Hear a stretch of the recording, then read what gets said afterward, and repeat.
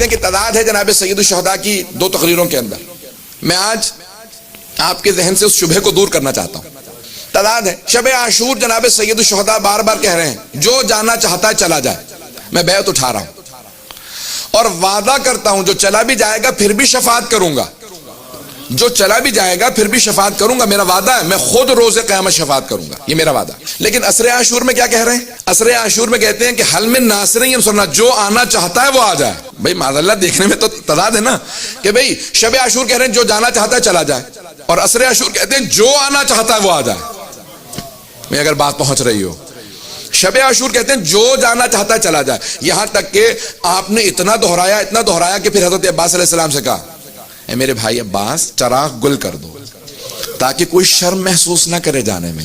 جناب عباس نے چراغ پہ ہاتھ رکھا اور خود ابھی تازہ جو جناب سید الشہداء کی طرف آئے تھے، حضرت ابھی ہو تو صبح عاشور آئیں گے، حضرت زہرقین جو عثمانی تھی اور تازہ جناب سید الشہداء کو دیکھ کے علوی بنے تھے، جناب امیر علیہ السلام کی طرف آئے تھے.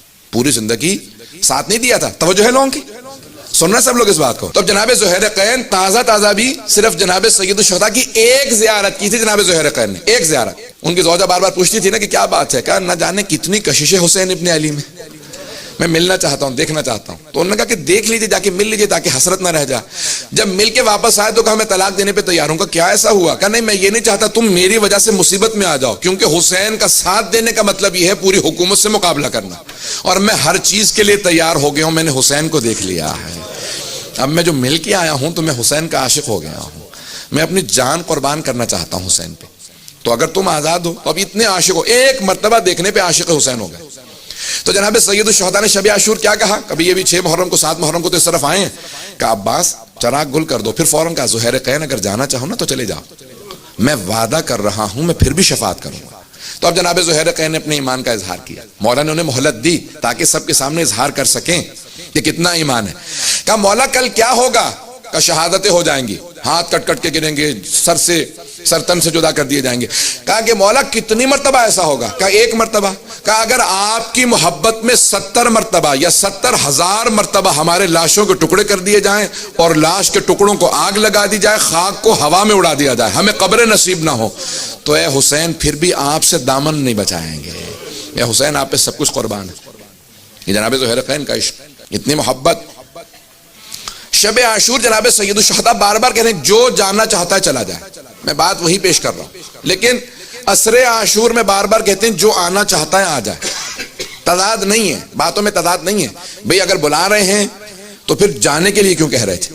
عزیزان گرامی سید الشہداء اپنی بیعت اٹھا رہے ہیں اپنے اصحاب سے، جو 72 اصحاب ہے، کہ جو جانا چاہتا ہے چلا جائے، اور کوئی نہیں گیا. توجہ سے سنیے گا عزیزان گرامی، شب عاشور کہہ رہے ہیں جو جانا چاہتا ہے چلا جائے. سید الشہداء اپنے والوں کو اور اپنے مخالفین کا تعارف کروا رہے ہیں کہ شب عاشور میں نے اپنوں میں کہا تھا جو جانا چاہتا ہے چلا جائے، کوئی نہیں گیا، اس کا مطلب ہے میرے والوں میں کوئی برا نہیں تھا.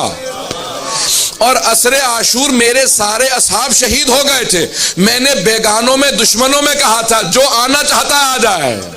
بہت سے بزرگ پہنچ گئے کہ ان میں نے کہا جو آنا چاہتا ہے آ جائے. کوئی ایک بھی ان کی طرف سے نصرت کے لیے نہیں آیا.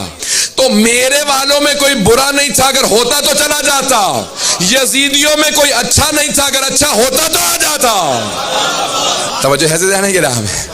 سید الشہداء پیغام یہ دے رہے ہیں کہ اگر میرے والوں میں کوئی برا ہوتا تو چلا جاتا، اور یزیدیوں میں کوئی اچھا ہوتا تو آ جاتا. حل من ناصر ینصرنا 1 مرتبہ نہیں کہا، 7 مرتبہ دہرایا کہ جو آنا چاہتا ہے آ جائے.